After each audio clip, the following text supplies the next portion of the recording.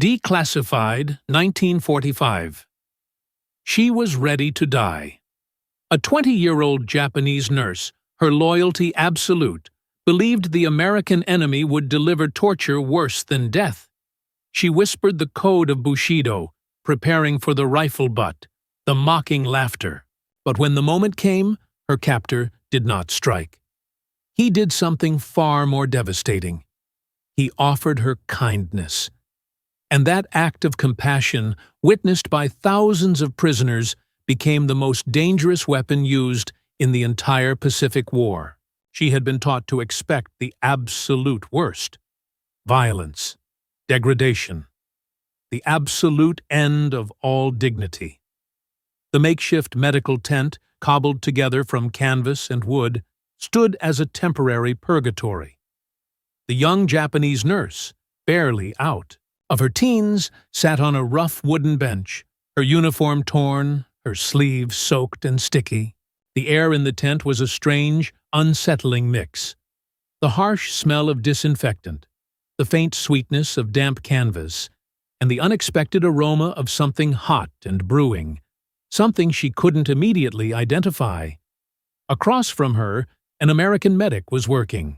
His movements were not rushed, not aggressive. He bent carefully over her arm, his fingers surprisingly gentle as he unwound the soiled cloth covering her wound.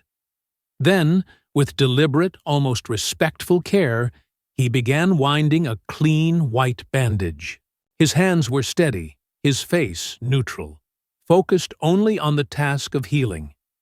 He spoke a few words, a language she could not understand, but the tone was unmistakable. It held no hatred, no triumphant gloating. It carried only a detached, professional gentleness. She watched the bandage, so pristine and white against her bruised, grimy skin, and her mind seized. This was not the scene that lived in her nightmares. This was confusion.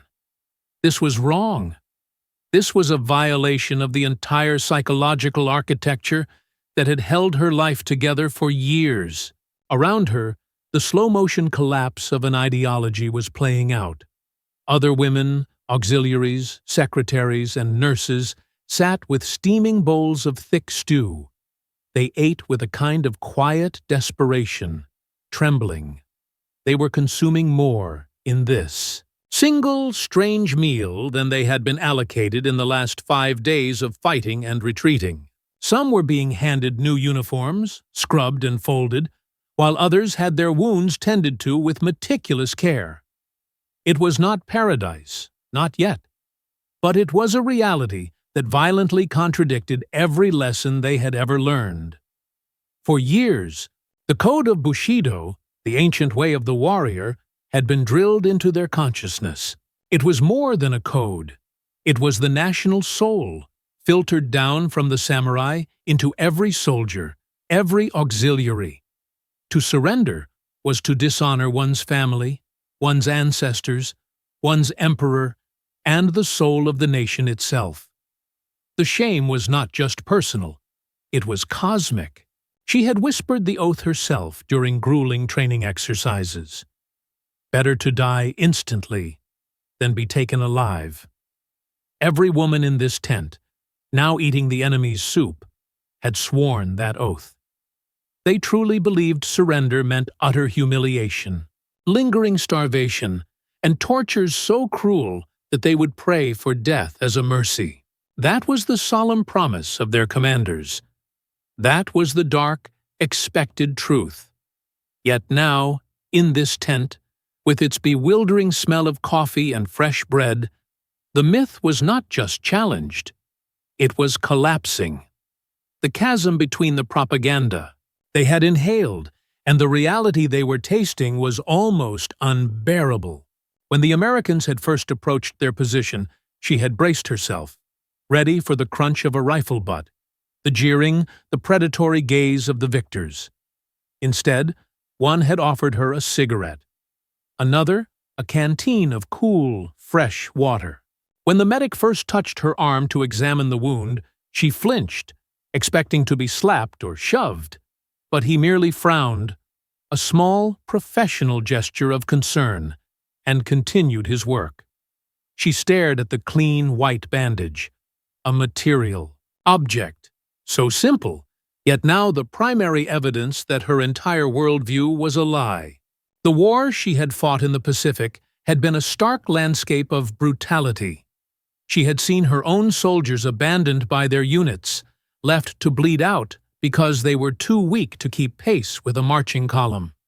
She had seen rations of rice, divided into near-invisible slivers, bulked out with fragments of bark or sawdust.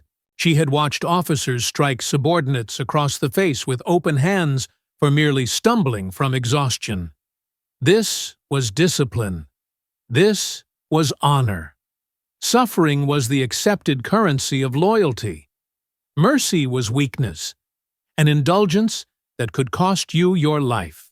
That was the single, brutal world she had known until this very moment. Here is the moment to ground this emotional drama in the terrifying historical contrast. Facts tell part of this story, but only the narrative reveals the trauma. Between 35,000 POWs and 50,000 Japanese soldiers, a number staggering enough to change the final months of the war, along with a significant, though smaller, number of women, would be taken as prisoners before the final surrender in August 1945. Every single one of them had been warned with the same chilling certainty. The enemy would strip them of dignity, subject them to unspeakable vileness. Yet, what they encountered was frequently the radical opposite. American camps were not built on cruelty, but on procedure, anchored by the Geneva Convention.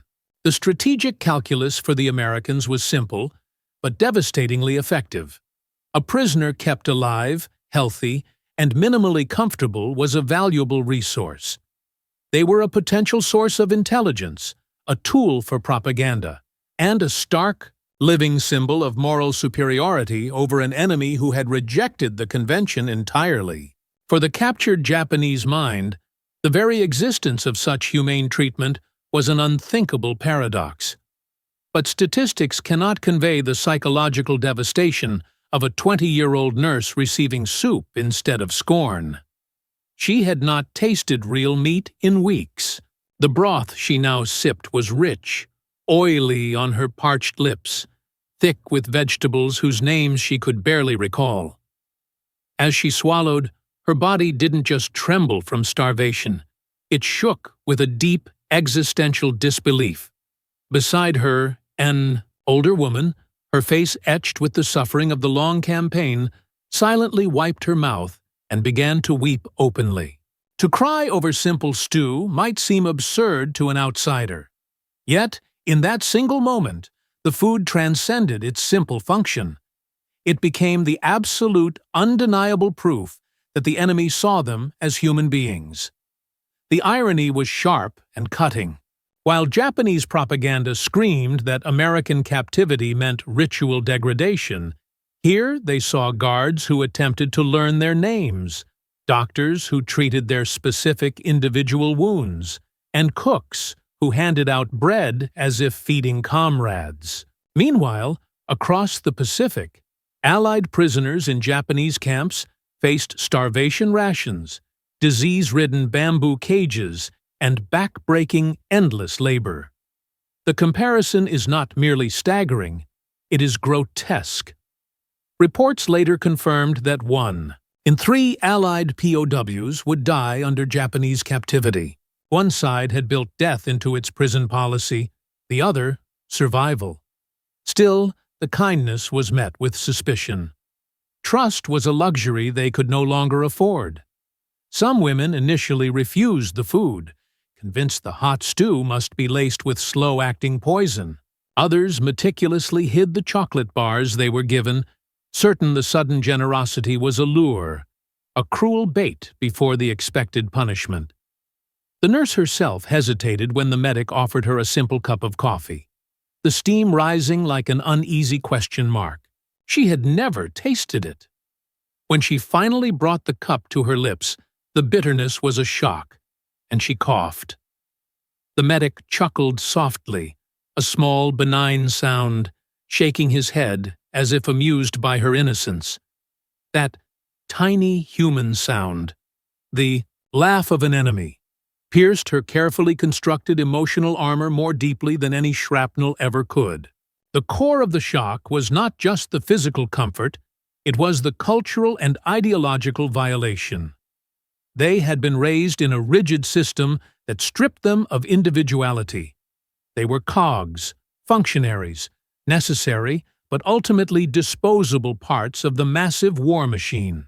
Their personal comfort was irrelevant. Their suffering was merely a necessary condition for proving their devotion. Yet here, in the cold, methodical hands of their supposed foes, they were being treated as individuals. A bed meant that one body mattered. A clean blanket implied that warmth was not a betrayal, and that comfort was not weakness. A medic's bandage meant that healing her specific, individual injury was worth the effort. These mundane, simple things, utterly common to the Americans, landed in the Japanese consciousness like revolutionary bombs. The entire world, as they knew it, had been violently turned upside down. Soldiers who had been thoroughly conditioned to seek glorious death now found themselves being fed and strengthened by the very enemy they were supposed to despise. Nurses, who expected to be publicly shamed, found themselves being treated with unexpected, bewildering respect. Even the routine of the camp at night was utterly disorienting. There were no shouted orders, no ritualistic punishments, and certainly no terror. All that could be heard was the distant, quiet hum of the guards, maybe the faint, gentle notes of a harmonica drifting across the barracks. Many women simply lay awake, staring at the wooden ceiling, genuinely wondering if they had stepped not into a concentration camp, but into some kind of bizarre, unsettling dream. The immediate raw fear was still there, but alongside it, something far more insidious and dangerous to the empire began to sprout. Curiosity.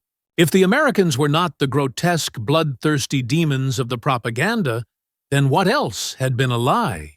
If surrender did not result in immediate dishonor, then what truly was the meaning of honor? These questions began to ripple silently through the group, whispered in the deep shadows, and tentatively scribbled onto any spare paper when allowed. For the young nurse, the psychological war reached its peak over the simplest of objects: a pencil and a sheet of blank paper. She was officially told she could write to her family. Complete skepticism immediately flooded her mind. Such a thing was impossible. The enemy would surely never allow their prisoners' words to travel freely, potentially exposing the truth of their treatment. Yet, there it was, the crisp blank paper, patiently waiting. She stared at it for a long, quiet time. Slowly, her fingers, which had grown accustomed to holding medical tools under fire, began to form words. She wrote simple, stilted truths. The food was warm, the beds were clean, the guards were strangely kind. She settled on the bare truth. Mother, I am alive. They feed me. I do not understand this war anymore. That letter, and the hundreds of others like it, would eventually be intercepted and read by Japanese intelligence authorities. The contents caused immense hidden concern among those who received them. How could such paradise, or at least dignity, exist inside a supposed prison? How could hope bloom behind barbed wire? The camp itself was certainly not luxurious. Barbed wire still coiled aggressively along every boundary. Guards still stood watch with rifles. Yet, the atmosphere inside pulsed with a deeply strange contradiction. Captivity laced with undeniable kindness. In the afternoons, the women were given the option of work assignments. They were strictly voluntary, not forced. Some chose to assist in the kitchens, learning how American bakers used yeast instead of rice flour to create soft, white bread. Others simply swept the grounds or tended to small garden patches. One day, the nurse was handed a small packet of seeds. When she asked why, her command of English rudimentary, The guard simply gestured toward a patch of disturbed earth and said something she didn't quite catch. But the meaning was brilliantly clear. Grow something. To a young woman whose focus had been solely on patching wounds and administering life-saving morphine, the thought of coaxing life from the soil felt utterly foreign. Yet her fingers began to tremble, not with fear, but with a strange, tentative excitement. The beds themselves were a massive, silent blow to their ideology. Wooden frames, thin but real mattresses, thick blankets. After years of sleeping on damp dirt floors, straw mats, or sometimes simply the mud, the physical act of lying down on something soft felt indecent, even like a betrayal of the sacrifice they were meant to be making. The nurse sat on the edge of her bunk, gripping the blanket as if it might vanish at any moment. For the first time since leaving her home, she had a single object that was hers alone. That blanket quickly became a powerful, silent symbol, not just of warmth, but of personal, individual worth. The irony, the grotesque, staggering irony, grew thicker with every passing day. While these women slowly adjusted to 3 full meals a day, their families back in Japan were surviving on rations so dangerously thin that children were known to chew on bark just to dull their gnawing hunger. Allied estimates reported that the average Japanese civilian was consuming fewer than 200 calories daily in 1944. Meanwhile, in these American camps, the prisoners were visibly gaining weight. Their bodies were regaining strength. Their cheeks were filling out. The paradox was cruel and historically profound. Captivity offered them more life and humanity than freedom had. At first, many women instinctively recoiled from these comforts. They clung fiercely to the notion that accepting such kindness was an act of unforgivable dishonor. Some ate with rigid, defiant postures, refusing to show any hint of gratitude. Others obsessively tucked away bits of food, still convinced that the kindness had to end abruptly, that the true punishment was coming soon. But gradually, survival began to erode ideology. A stomach full of eggs and bread proved to have a far more persuasive power than any government pamphlet or slogan. The nurse herself noticed that each night, as she pulled the blanket up around her shoulders, the persistent nagging voice in her head that whispered, "Shame," grew quieter. In its place, another whisper began to rise, small and fragile. "Maybe I am worth this."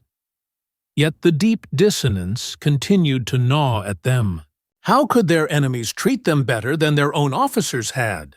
How could strangers care about wounds that their comrades had completely ignored? One woman, who had been brutally beaten by her own superior officer for collapsing from fever, sat staring intently at her arm where an American doctor had given her medicine. She said nothing, but in her silence was a question louder than any scream. There were moments of genuine, unexpected humor, too. The first time the women were offered peanut butter, utter confusion reigned. One cautious woman dipped a single finger into the thick brown paste, sniffed it suspiciously, and then licked it. Her face immediately twisted in a comical expression of betrayal and shock, and she quickly spat it out to the soft laughter of the nearby guards. Another tried again, then another. Eventually, even the young nurse found herself smiling, genuinely amused by the strange, sticky sweetness of the foreign food. In that shared small laughter, a crack appeared in the high, terrifying wall of fear. The Americans, far from being the tormentors she expected, seemed almost like oddly amused companions in this strange, surreal experiment of captivity. But beneath the warmth and the gentle routine lay a deep, fundamental current of change. Each act of simple kindness was a sharp chisel chipping away at the foundations of what these women believed about honor, duty, and war. If surrender did not result in instant disgrace, then what exactly had they been fighting and dying for? If the supposed enemy could be gentle, then who truly was the barbarian? These questions lingered in every bowl of soup, every clean bandage, and every hesitant note of music, drifting in the twilight. The nurse, who had once been absolutely certain that her life belonged only to the emperor and the empire, now lay awake on her narrow mattress, quietly tracing the knots in the wooden ceiling. She thought of her thin, hungry mother in a house without proper fuel. She thought of the stew, the blankets, the small packets of seeds waiting to be planted. She felt as though she stood precariously on the edge of two worlds. One was collapsing into ash, and the other was utterly unknown. What unsettled her most profoundly was not the comfort itself, but the core idea it carried, that her life, her individual existence, mattered. That simple realization was more profoundly destabilizing than any weapon they could have brought to bear. Because once a person has tasted true dignity, a dignity granted by the enemy, it becomes impossible to forget. As the weeks stretched on, as the letters slowly traveled across oceans, and as the whispers of this strange, paradoxical paradise reached the ears of those still fighting, the implications would ripple far, far beyond the fences of the camp. बहुत शुक्रिया आपके feedback के लिए। आपकी ज़रूरत के मुताबिक total 60-मिनट script achieve करने के लिए मैं पार्ट 3 को एक्सट्रीमली डिटेल्ड और हाईली एंगेजिंग बनाऊंगा। ये आखिरी हिस्सा लगभग 44 मिनट्स की लेंथ तक पहुंचेगा, जहां historical reflection, post war irony और विटनेस की लेगेसी पर ज्यादा फोकस होगा। मैं इसको आपके क्रिएटिव, डिटेल्ड और इमेजिनेटिव स्टाइल में लिख रहा हूं। Full voice over script, part 3 of 3, The Indelible Legacy of Kindness. Approx. 40 minutes. The revolution was not loud. It was quiet. It unfolded in the shared glances between the captured women, in their tentative confessions, and, most strikingly, in the subtle shift in how they carried their own bodies. The nurse noticed she no longer instinctively hunched with shame when a guard walked past. Instead, she began to meet their eyes, cautiously at first, acknowledging a strange, shared humanity across the rigid, terrifying divide. Another woman, who used to frantically hide bits of food in her pockets, now ate openly, no longer paralyzed by the fear that her meal would be snatched away. These changes were small, almost invisible from a distance, yet together they formed a shift of monumental, national significance. The act of medicine itself became a profound battlefield of perception. One woman, who had endured a crippling, chronic toothache for years, a constant, nagging pain that her own army had ignored as trivial, was led to the camp dentist. The chair was cold metal, the lamp blindingly harsh, but when the American dentist leaned over her and spoke softly, she realized with a blinding jolt that his sole intent was to ease her suffering. Moments later, the rotten tooth was extracted. For the first time in years, she felt genuine, complete relief. She touched her jaw in pure disbelief. No officer in her own army would have ever wasted a moment trying to spare her this pain. The act was not simply medical, it was radically compassionate. Pain, she realized, was not an inevitable badge of honor. It could be answered with healing. Even Faith found a strange, unexpected room within the confines of the camp. A few of the women, hesitant and guarded, arranged a tiny makeshift shrine, a discreet scattering of stones and scraps of wood, hidden in a quiet corner. They fully expected it to be discovered, mocked, and violently torn down. Yet, when an American guard happened upon it, he merely nodded, a gesture of silent respect, and walked on. The permission to practice their devotion without scrutiny was startling. To feel the freedom to pray without being watched or judged felt like taking a deep, clean breath after years spent underwater. Other women attended informal gatherings where Christian chaplains offered words of comfort, not with force or conversion pressure, but with the same strange, unsettling, unpressured gentleness that characterized the rest of the camp. The Empire had demanded devotion. The Americans simply allowed it. Choice itself was foreign. Music, too, began to slip into their regimented lives, feeling like contraband joy. On quiet evenings, the soft, hesitant sound of a harmonica drifted over the compound. Sometimes it was played by a guard, sometimes by a prisoner who had learned a simple melody from him. The notes were clumsy, but they carried an undeniable warmth. The nurse would sit on her bunk, close her eyes, and imagine a world that existed beyond the horrors of war. In her former life, music had only been about ceremony, military marches, or shouted commands. Here, it existed purely for beauty's sake, a gentle reminder that life contained more than duty. With every passing day, the grotesque contrast deepened and became unavoidable. While these women were slowly regaining their health and strength, their former comrades, the Allied prisoners in Japanese hands, were being worked to their absolute limit in jungle mines and factories, their bodies literally wasting away, their spirits crushed beyond measure. The disparity was an unbearable moral weight. They had been told the Americans were demons, yet demons did not provide sewing kits, books, blankets, or basic literacy classes. Every single act of kindness was a fresh, stinging blow against the wall of fear. And that wall was now structurally compromised and rapidly beginning to crumble. Still, a deep sense of shame lingered like a heavy fog. Some women whispered in the dark that they could never, ever face their families again, that their act of surrender was unforgivable, regardless of how kindly they were treated. One prisoner, unable to reconcile the cognitive dissonance, even considered ending her own life within the apparent safety of the camp. Yet, it was another prisoner who intervened, gripping her hands tightly and whispering a question that echoed the core revolution. If the enemy values our lives so much, why do we not value them ourselves? That question hung in the quiet night air, impossible to dismiss. It was the crucial seed of transformation. Worth, rediscovered through the eyes of supposed foes, perhaps unintentionally. The Americans wielded kindness as a psychological weapon, a tool far more potent than any rifle. Intelligence flowed more easily from lips that were unbroken by torture, offered freely by those who felt an unexpected, almost bewildering debt to repay. But something deeper was at work. These women were not merely cooperating, they were awakening to the profound, radical notion that dignity was not tied to blind obedience or ritualized death.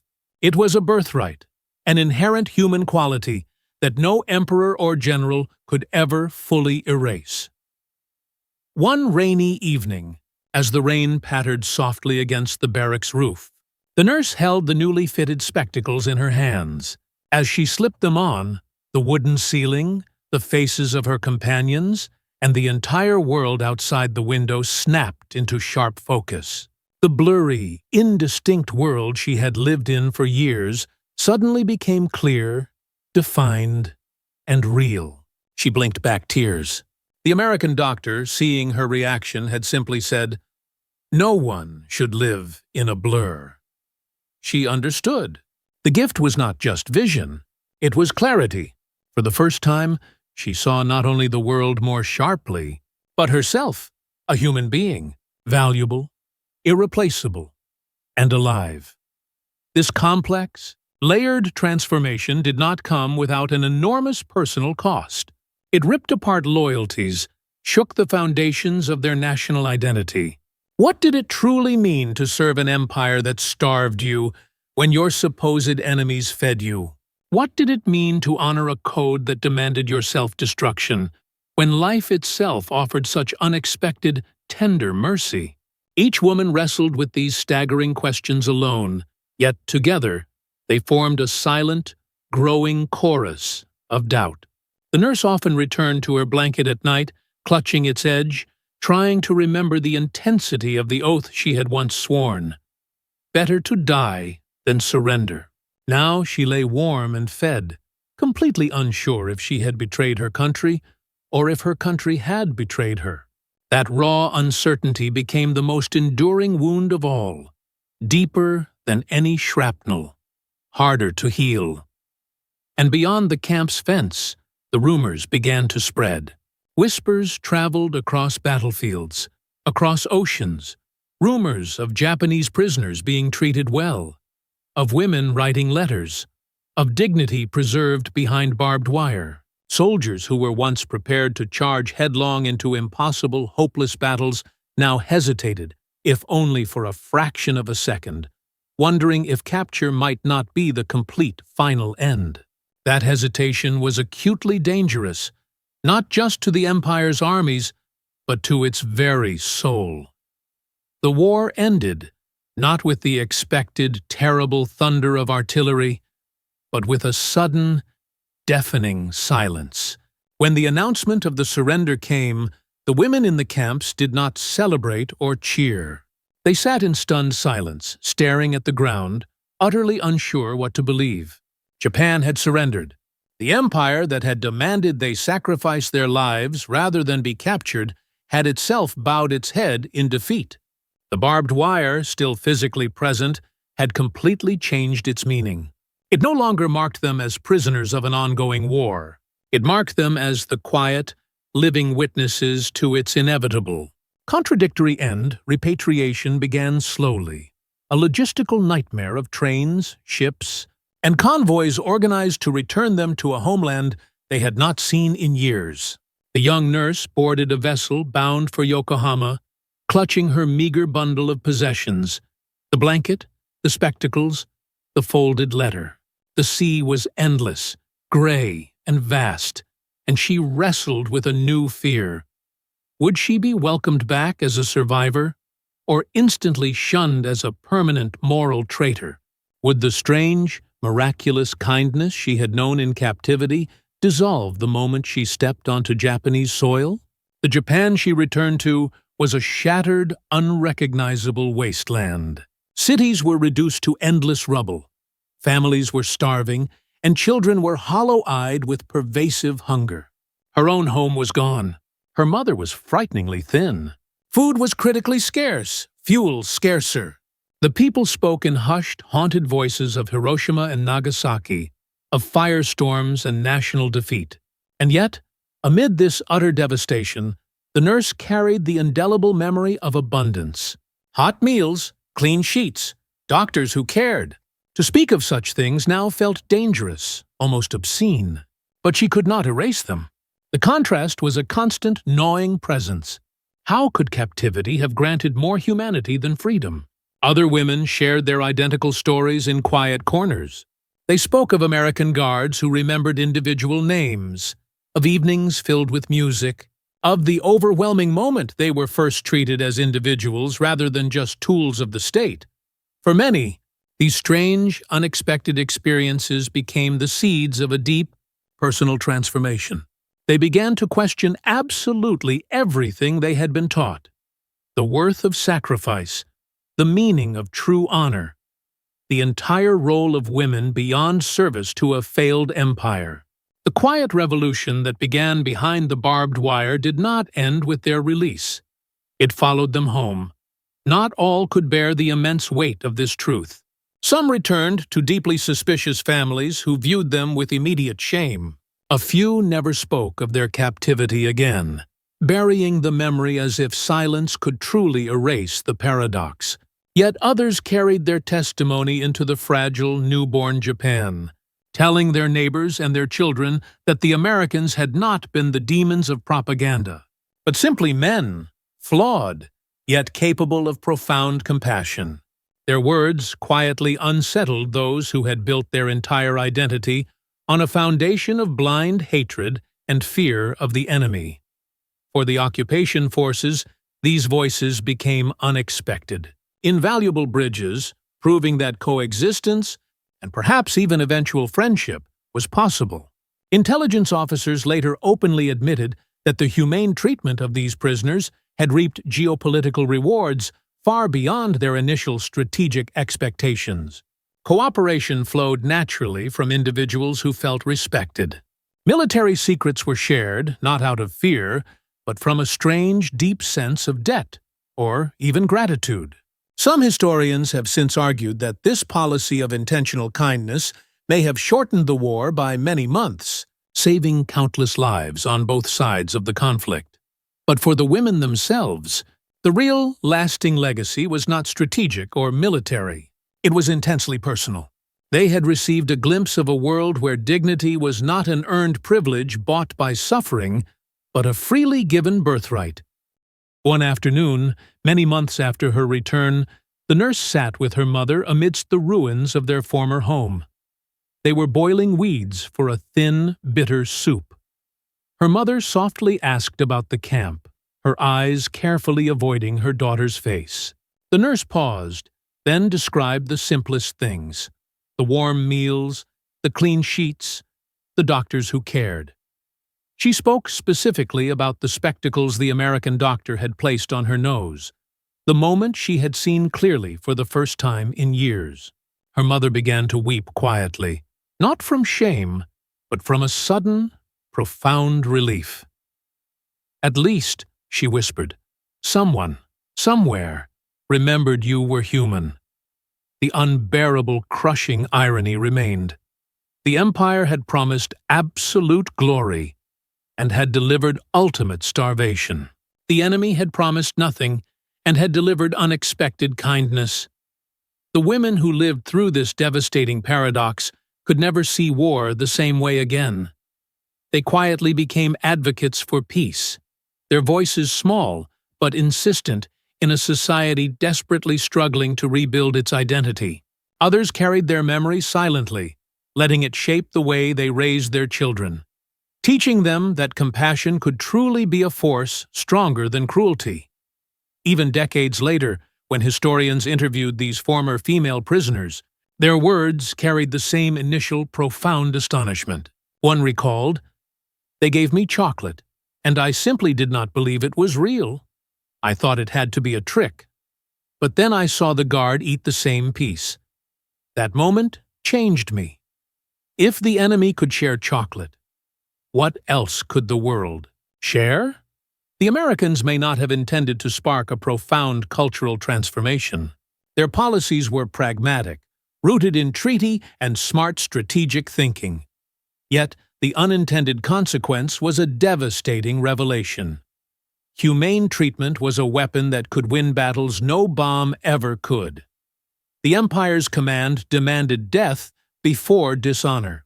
The Americans demonstrated that life preserved with dignity was infinitely more powerful and strategically valuable. The nurse carried these simple, indelible truths quietly, yet they colored everything she saw.